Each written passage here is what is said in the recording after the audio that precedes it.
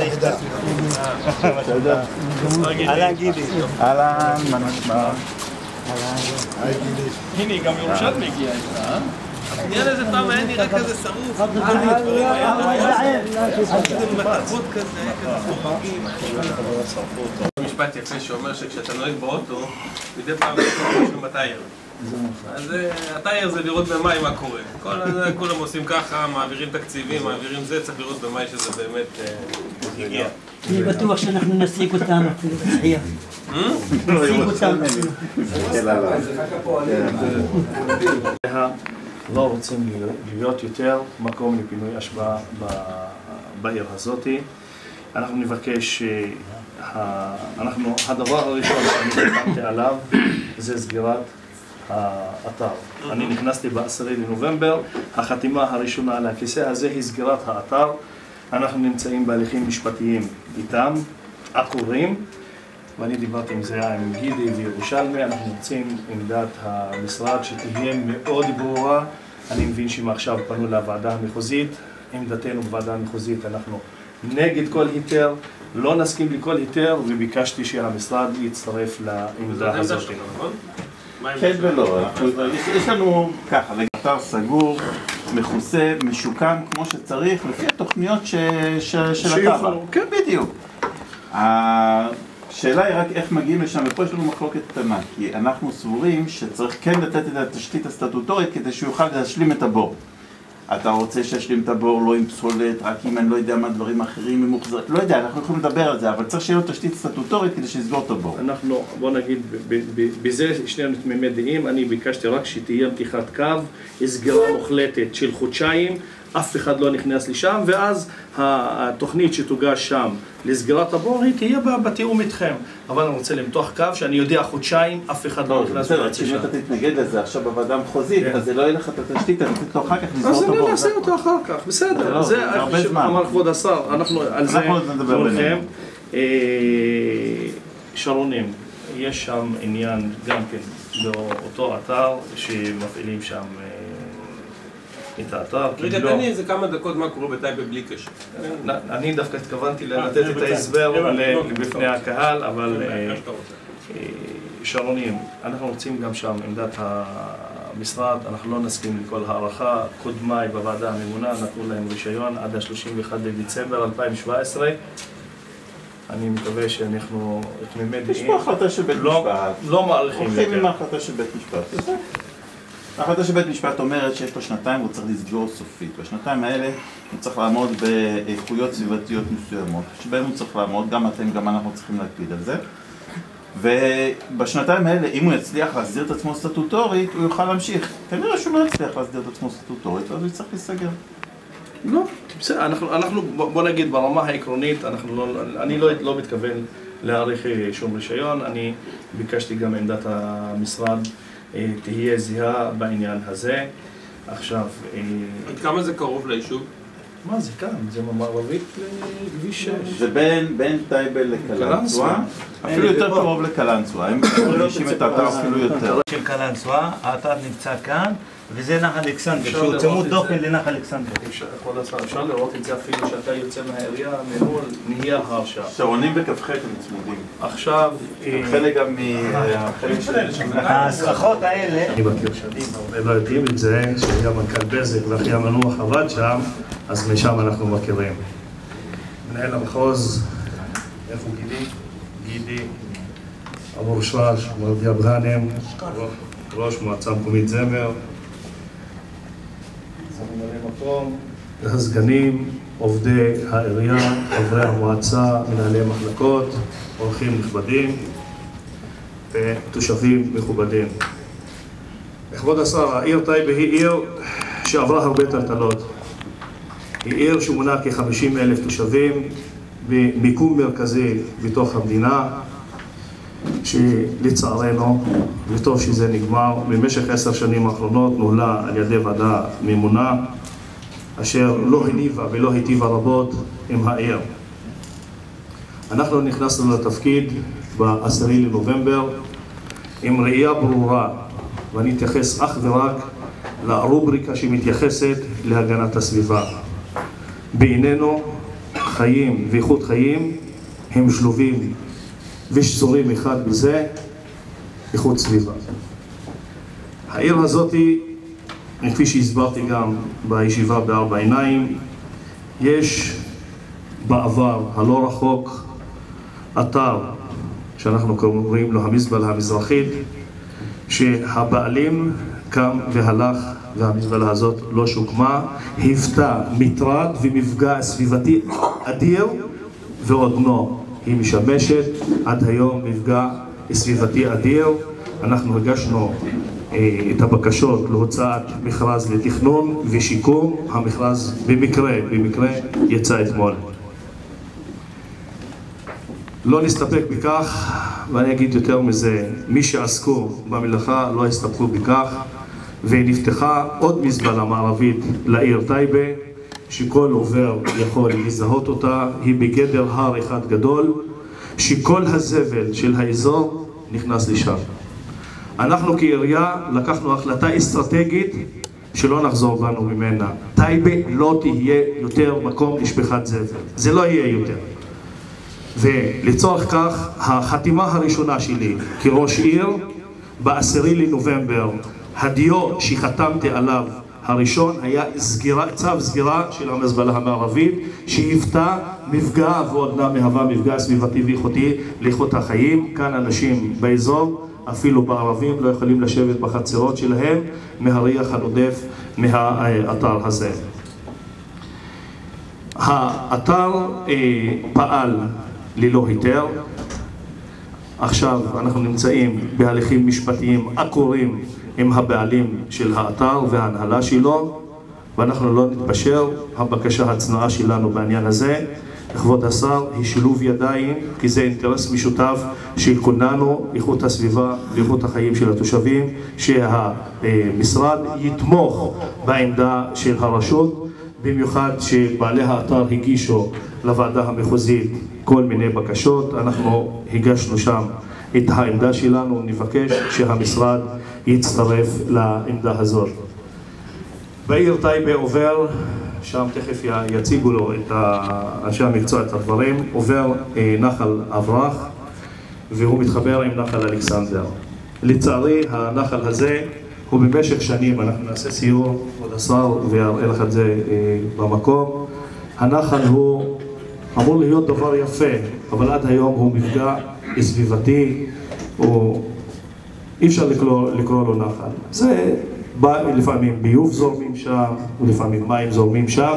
אנחנו הגשנו בקשה וסוכם עם המנכ"ל דנציגר שהנחל הזה ישוקם. אנחנו הוצאנו מכרז ויצא צו התחלת ביצוע. שביל ההליכה הראשון במגזר הערבי יהיה בטייבה, ואתמול גם חתמתי על צו התחלת הביצוע.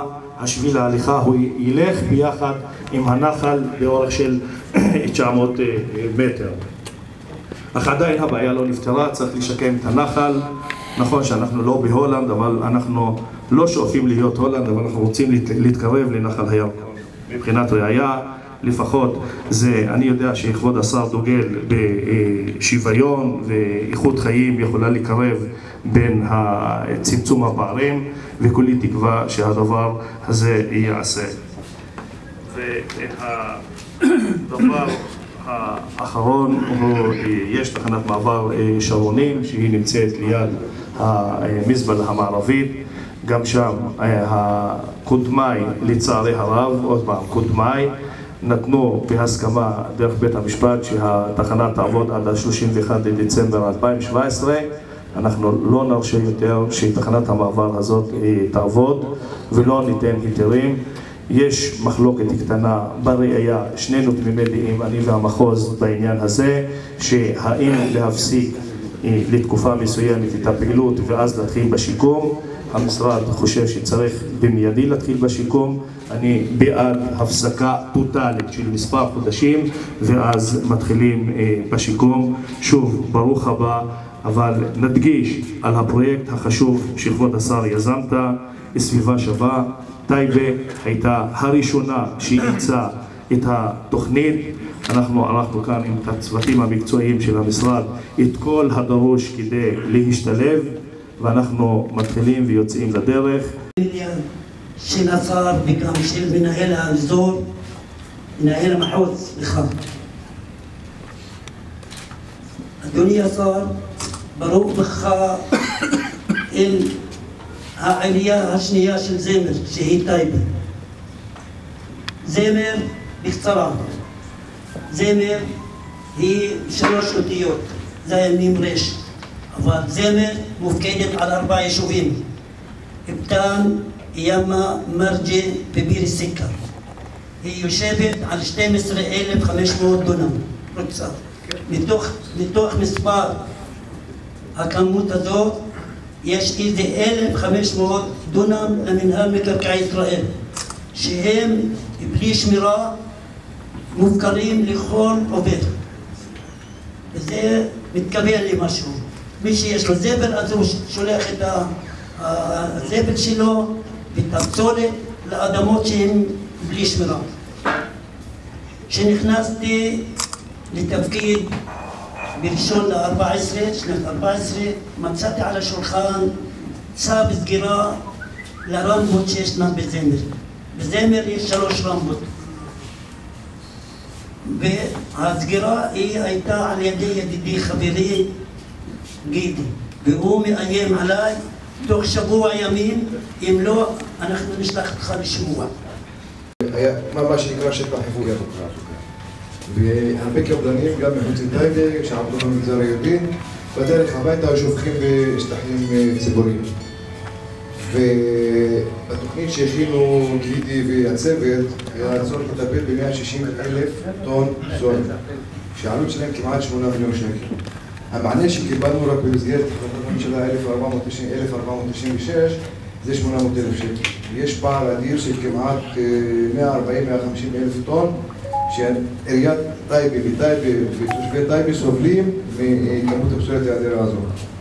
ויש צורך למקד את הטיפול ולנצל את החלטת הממשלה ולהרחיב את הפעילות. תודה שבאת, כבוד לנו. אנחנו יודעים שאני שייך למפלגת כולנו, מפלגה בראשות משה כחלון.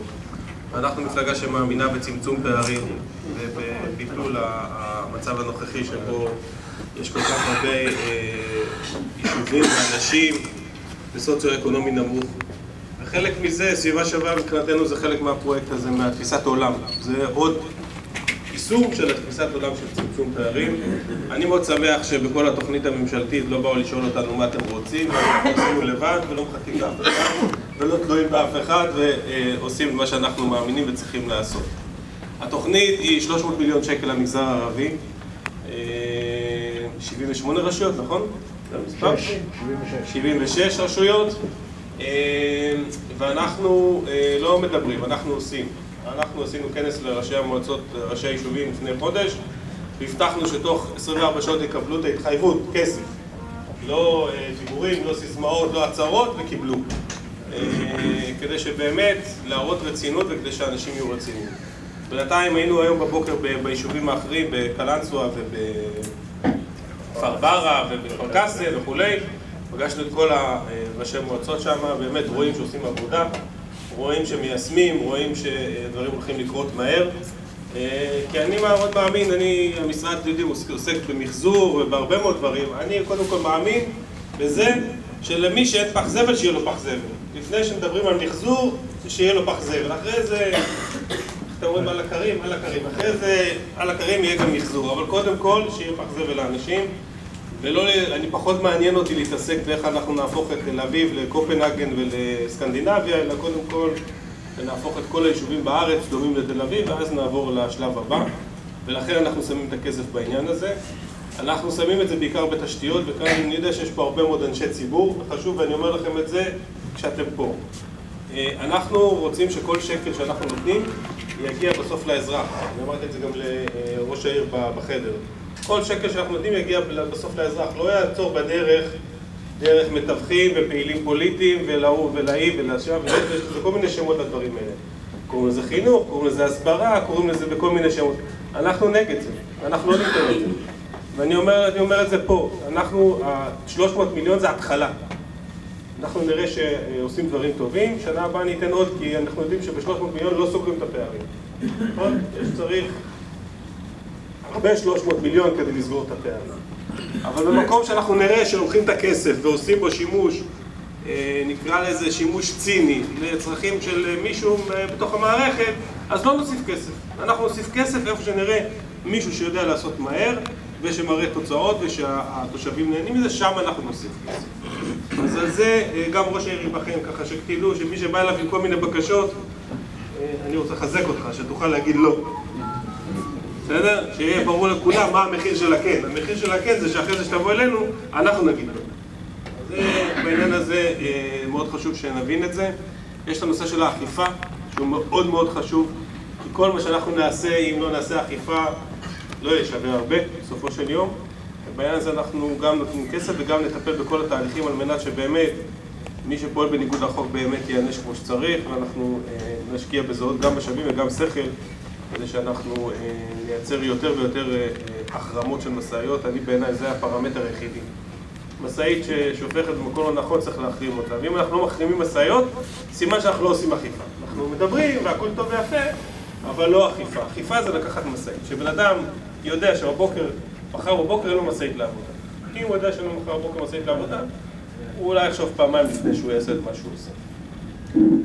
ואנחנו מסתכלים גם על השלב האחרון. בעיניי המטרה של כל הדבר הזה זה בסוף שבן אדם שקם בבוקר, יוצא מהעיר הזאת טייבה, ונוסע לראש העין, נוסע לפתח תקווה, נוסע לזה, לא רואה הבדל.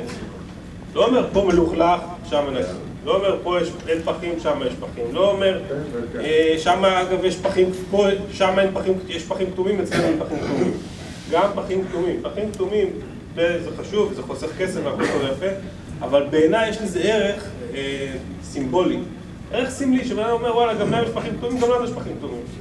אפילו שזה לא כזה חשוב, אבל זה אנחנו באמת שווים בדבר הזה. ואני מאוד מאמין שעם אנשים טובים, ועם ראשי ערים טובים, אני בסך הכל ראיתי אנשים מאוד טובים, וכמובן ראש העיר שלכם, שאני מאוד מאמין בו, אפשר להשיג את ההישגים האלה, ואני אומר עוד פעם, ככל שנעשה, נעשה עוד. בסוף יש לנו את קרן הניקיון, בסך הכל זה משרד, אני אומר לכם בסוד, זה משרד שיש לו מספיק כסף כדי לפתור בעיות בתחומים האלה, ואנחנו ממוקדים בלפתור את הבעיות של היישובים החלשים, לא בלפתור את הבעיות של היישובים החזקים, ולכן שאנחנו נמשיך בדבר הזה. אז שיהיה לכם בהצלחה בשיקום של העיר. יש לכם באמת משימה גדולה אחרי הרבה מאוד שנים שהעיר הזאת הוזנחה גם על ידי דרגים פוליטיים מקומיים, ארציים, זרעים פנימיים בתוך היישוב וכולי. ופשוט צריכים להתאחד כדי שבאמת 50,000 איש האלה שאתם אחראים עליהם, יהיו להם חיים טובים. אני זוכר שהייתי פה לפני 3-4 שנים, עם הטכנאים של בזק, אז היה מקומות שאפשר היה להיכנס, מקומות שאפשר להיכנס לטכנאים. אז אני מקווה שאתם אחרי הדבר הזה ושתלכו קדימה. שיהיה לכם בהצלחה. שול כרם, מפה צורות יצחק. תוכם מכביש טייבה, כביש 444 וכביש 6, גם ביחד. יש לנו פה הרבה נחלים שעוברים דרך העיר. הנחל העיקרי זה נחל אפרץ שהוא מגיע מהרי שכם. אנחנו רואים את זה פה, זה מהרי שכם מגיע לחוצה טייבה. יש לנו את ואדי חמדאן. נחל אפרץ הוא אז נקרא, למי שלא יודע, זה ואדי אל-ביראג'. זה אצלנו נקרא ואדי אל-ביראג', זה נחל אפרץ היום נקרא. היום במסגרת של משרד התחבורה אנחנו מתעלים חלק ניכר, כמעט 70% מהנחל עצמו בתוך מובל סגור, בתוך השכונות. מה שנשאר לעיר טייבה זה הקטע הכמעט והאחרון, ה-600 מטר האחרונים, זה מכביש שמוביל לאזור תעשייה עד כביש 44, שזה היום מתכננים בו איך שהסביר ראש העיר. גם כן זה הכל מתואם עם רשות הניקוז שרון, עם מר גיס מנמון. אנחנו מתואמים, אז משנות ה-2000 אנחנו עובדים על הפרויקט הזה. היום גם בנוסף מערבית ל-444 אנחנו מקדמים תכנון דרך משרד התכנון קפלן כל השכונות המערביות עם הסדרה לנחל, גם בסמכות רשות הניקוז שרון. אם מסתכלים פה רואים סוללה גדולה שכל הזמן, זה אי אפשר לשרוד בזה, הם מביאים השלכות פיראטיות, משליכים פסולת לכל אורך הדרך הזו, זה גם מפגע וגם הוא חסם לביטוח כל האזור. טוב, יאללה, לנחל, אנחנו נלך לנחל.